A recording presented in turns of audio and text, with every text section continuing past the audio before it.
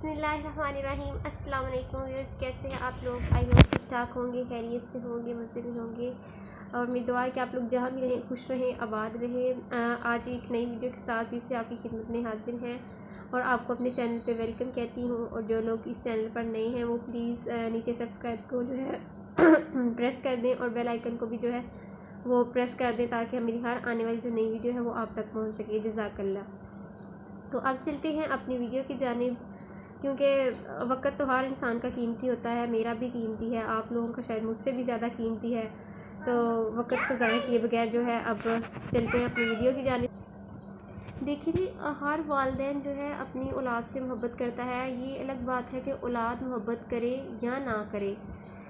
ऐसा हो सकता है कि औलाद जो है वो वालिदैन से इतनी जो है वो मनसलूक ना हो, इतनी मोहब्बत ना करे, इतनी ताबे ना हो, लेकिन कोई भी दुनिया का वालिदैन ऐसा नहीं होता कि जो अपनी औलाद से मोहब्बत ना करे। ये जो बात है ना, ये फ़ाइनल है कि वालिदैन जो है मोहब्बत करते हैं और वो कभी भी अपनी औलाद का बुरा नहीं चाहते। लेकिन आज जो मैं आपसे बात करने जा रही हूँ उसमें मैं उन वालिदैन की बात करने जा रही हूँ जो अपनी तरफ से औलाद को मोहब्बत दे रहे होते हैं, लेकिन दर हकीकत वो अपने हाथों से अपनी औलाद का मुस्तकबिल जो है वो बर्बाद कर रहे होते हैं, ख़राब कर रहे होते हैं। और वो कैसे, ये जानते हैं अपनी वीडियो को आगे बढ़ाते हुए। और वीडियो पूरी देखें ताकि आपको सारी जो बातें ना वो समझ आ सकें। देखें जी, अक्सर मैंने देखा है कि लोग मतलब मैं प्रैक्टिकली अपनी लाइफ में देखती हूँ अपने गिरदोनवा में लोगों को कि लोग अपने छोटे बच्चों से के साथ जब पेश आते हैं तो इस तरह की कुछ गलतियाँ उनसे सरजद होती हैं कि जो कल को हमारा तो खैर जो हमें परेशानी होगी होगी, लेकिन जो हमारी औलाद है ना उसका जो फ्यूचर है वो बिल्कुल तबाह बर्बाद हो जाता है। और उसको तबाह बर्बाद करने वाला कोई और नहीं, उसके अपने वालिदैन ही होते हैं। और इसमें एक चीज़ ये भी है कि औलाद के साथ तो ज़्यादती होती होती है, लेकिन हम एक दूसरे के जो मियाँ बीवी हैं वो भी एक दूसरे के हकूक़ जो हैं उनको भी हम ज़ब्त कर रहे होते हैं। वो कैसे? वो ऐसे कि मैंने देखा है कि अक्सर जो है पेरेंट्स जो हैं वो औलाद के लिए इक्वली होते हैं। कोई भी ख़ास आम या किसी के जो है वो अलग से दर्जे नहीं रखे और किसी के अलग नहीं है। जब पेरेंट्स होते हैं ना वो पेरेंट्स कोई बन जाता है कपल, तो वो औलाद के लिए जो है दोनों मतलब मियाँ बीवी तो दोनों एक दूसरे का लिबास हैं, तो औलाद के लिए वो दोनों बराबर का मुकाम रखते हैं। तो मैंने देखा है कि अक्सर कोई जो है एक बंदा जो है, अगर मदर जो है वो अपने बच्चे को गाइड कर रही हैं, किसी चीज़ से डांट रही हैं, कोई अच्छी उसकी इस्लाह कर रही हैं, तो बच्चे को मतलब डांट रही हैं तो वो रो रहा है, उसको बुरा लग रहा है, तो अगर मार रही हैं तो उसे पेन फील हो रहा है। तो जो सेकंड पर्सन है ना, उसके जो फादर हैं, तो वो इसमें आके सपोर्ट करना शुरू हो जाते हैं और बच्चे के सामने ही जो है वो कहते हैं कि तुम क्यों ऐसे कह रही हो, मेरा बच्चा रहने दो, इसको छोड़ दो, ठीक हो जाएगा, अभी छोटा है। ये वो इस तरह की वो बातें करते हैं और इससे बच्चे की तो जो है दिल में हौसला अफजाई होती होती है, लेकिन उल्टा इसका असर ये भी होता है, दूसरा असर इसका ये होता है कि जो बच्चा होता है ना उसके दिल में अपनी माँ के लिए नफ़रत और इज़्ज़त में कमी आती है। और तीसरा ये होता है कि वो जो औरत होती है ना उसके दिल में भी अपने शोहर के लिए गुस्सा आता है जिसे वो काबू कर लेती है। और ऐसा सिचुएशन, ये ज़रूरी नहीं कि सिर्फ मर्द हजरात ही करते हैं, औरतें भी करती हैं। अगर बाबा कुछ कह रहे हैं ना अपनी औलाद को तो कहती हैं मेरे बच्चों को ना कुछ कहो, मैं नहीं बर्दाश्त कर सकती, मैं माँ हूँ, ये हूँ, मैं नहीं देख सकती।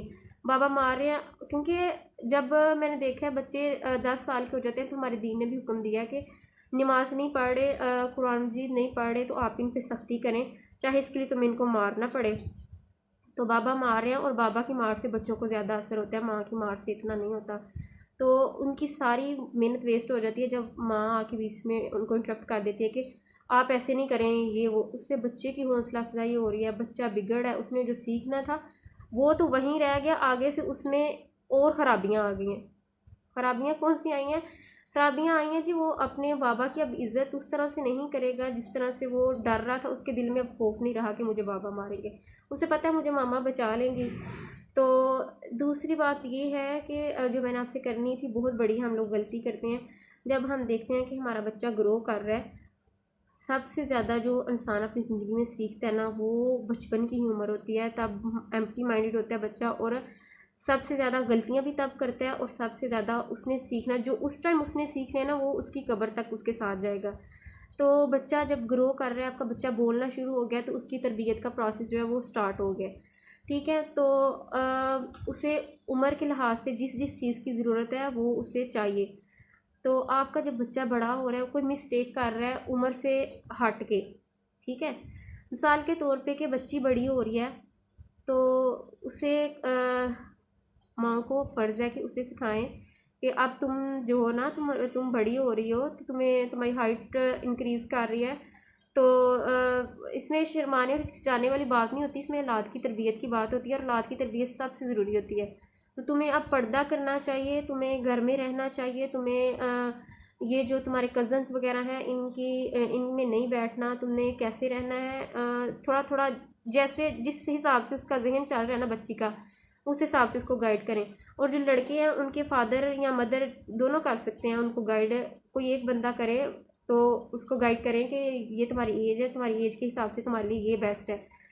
लेकिन हमारे क्या होता है कि ज़्यादातर माएँ क्या कहती हैं, कोई बात नहीं बेटा, तुम्हारी चॉइस है, जैसे तुम पहनो, अभी बच्ची है, कोई कहेगा भी ना कि बाजी आपकी बच्ची बड़ी हो रही है, इस पर थोड़ी तवज्जो करें, या आपका लड़का बड़ा हो रहा है, इसको थोड़ा ध्यान दें, इसकी सोबत ख़राब हो रही है। तो माँ बाप क्या कहते हैं, बच्चा है अभी, अभी इसने सारी उम्र पड़ी है, इसने यही करना है। और माएँ जो सबसे बड़ी गलती अपनी बेटियों के साथ ज़्यादती करती हैं, वो ये करती हैं कि मेरी बेटी ने अगले घर जाके काम ही करने हैं, मैंने इधर इसको आराम करवाना है, मैंने इसे कुछ नहीं करवाना, सारी उम्र काम करने के लिए पड़ी है। जब ये बात आप अपनी बेटी के जहन में डालती हैं, तो वो सबसे बड़ी आप अपनी उसकी बेटी की ज़िंदगी बर्बाद कर दी होती हैं। अगर आप अपने घर में उसे वो माहौल देंगी जो उसने आगे जाके फेस करना है, तो उसे वो फेस करने में कोई मसला नहीं होगा। और अगर इधर आप उसे हथेली का छाला बना के रखेंगी, तो जब वो छाला जाके अगले घर में फूटेगा ना, तो फिर सबसे ज़्यादा तकलीफ भी आपको ही होती है। फिर आप अपनी गलती को मानते भी नहीं हैं, फिर उल्टा आप अपनी बेटी की हौसला अफजाई करते हैं कि हाँ तुम्हारी सास ही बुरी है, शोहर बुरा है, तुम बहुत अच्छी हो बेटा, मैं तुम्हारे साथ हूँ, ठीक है छोड़ दो, इस तरह फिर घर टूट जाते हैं। और एक और गलती जो माँ बाप करते हैं कि अगर आप जो अपनी प्राइवेसी होती है, अगर आपने अपनी बीवी के साथ कोई बात करनी है, आपकी प्राइवेट कोई चीज़ है, या फिर आपने वैसे किसी इशू पे बात करनी है, मतलब मेरा इससे मुराद ये है कि आपको गुस्सा आ रहा है अपनी बीवी पे, या बीवी को अपने हस्बैंड से ऊंची आवाज़ में बात करनी है, कभी भी अपने बच्चों के सामने जो है अपनी प्राइवेसी ना लाएं, शो ना करवाएं, चाहे वो रूम वाली हो या फिर वो गुस्से वाली हो, लड़ाई झगड़े वाली हो। हमेशा अपने बच्चों के सामने वो माहौल करें जो आप अपने बच्चों में देखना चाहते हैं। आप अपने बच्चों के सामने जो है संजीदा रहें, साइलेंट रहें, मोहब्बत के साथ रहें, इतने प्यार से बच्चों के सामने रहें। अगर अंदर से आप एक दूसरे को नफरत भी करते हैं, कि बच्चों के सामने शहद की तरह मिठास वाली मोहब्बत रखें, ताकि बच्चे आपसे सीखें, उससे वो अपने अंदर जो है वो घर में भी मोहब्बत करेंगे, और कल को उनकी जो प्रैक्टिकल लाइफ आएगी ना, मैरिड लाइफ, तो उसमें भी वो बाकमाल किरदार अदा करेंगे। तो ये तो हो गई 3 बातें।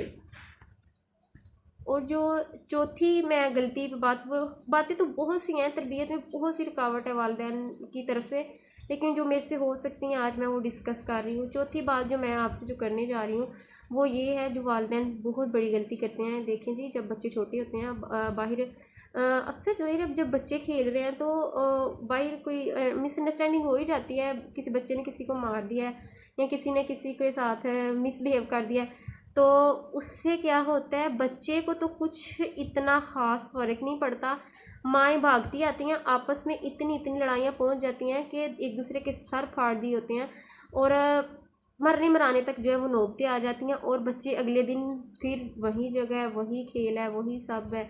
और वो तो चले चालू हो गया, आपने अपनी जो है वो सारी जो आपने शो करवाया ना बच्चे को, आपने क्या सिखाया बच्चे को इस पार्ट में, आपने बच्चे को सिखाया है कि तुम जब भी किसी से ऐसे तुमने होना है, तुमने कैसे पेश आना है, ऐसे उसके साथ जाहलों की तरह पेश आना है, और लड़ाई कर देनी है फ़ौरन से किसी को कुछ के बर्दाश्त नहीं तुम्हारे अंदर रहनी चाहिए, तुम बेलहाज बदलहाज और बेबर्दाश्त हो जाओ।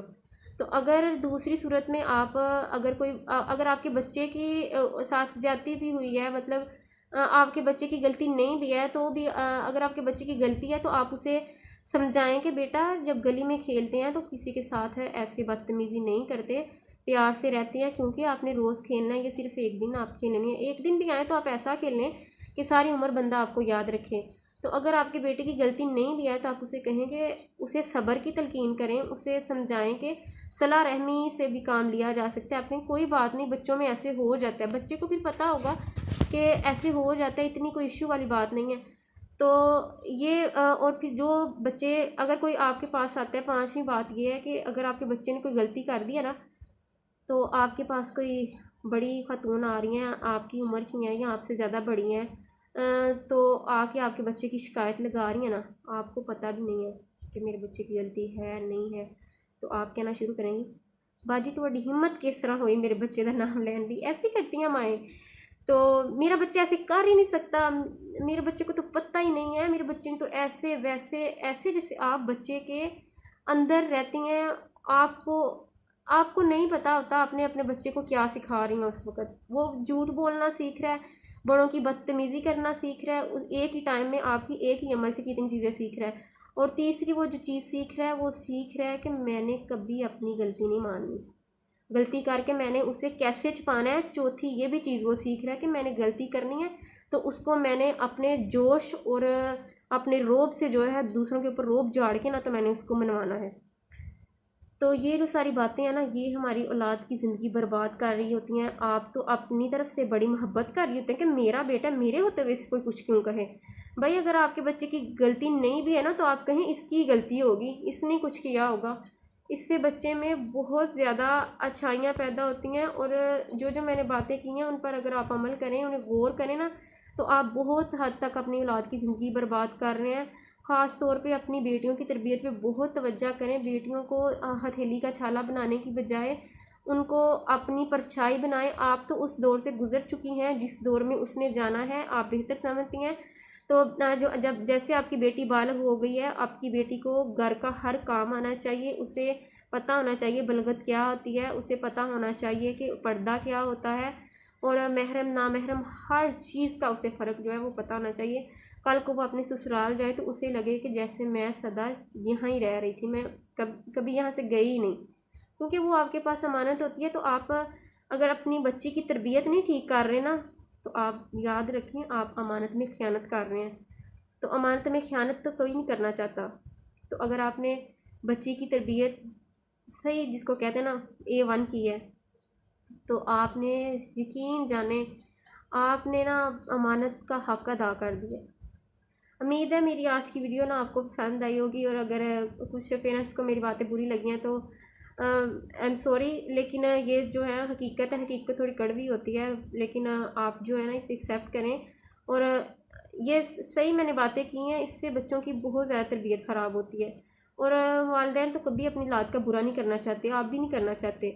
और औलाद के भले के लिए अगर आपको सख्ती करनी पड़ती है ना, तो अपने लहजे में सख्ती लाएँ, अपने आप को बदलें। जब आप मामा बाबा बन जाते हैं तो फिर आप मामा बाबा बने, आप वही घर के बच्चों की तरह जैसे लड़ना झगड़ना और वो पिछला सब कुछ भूल जाएं।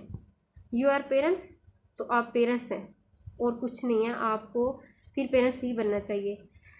तो ठीक है, फिर अगली नेक्स्ट वीडियो में मैं मिलूँगी आपसे। तब तक के लिए अल्लाह हाफिज़।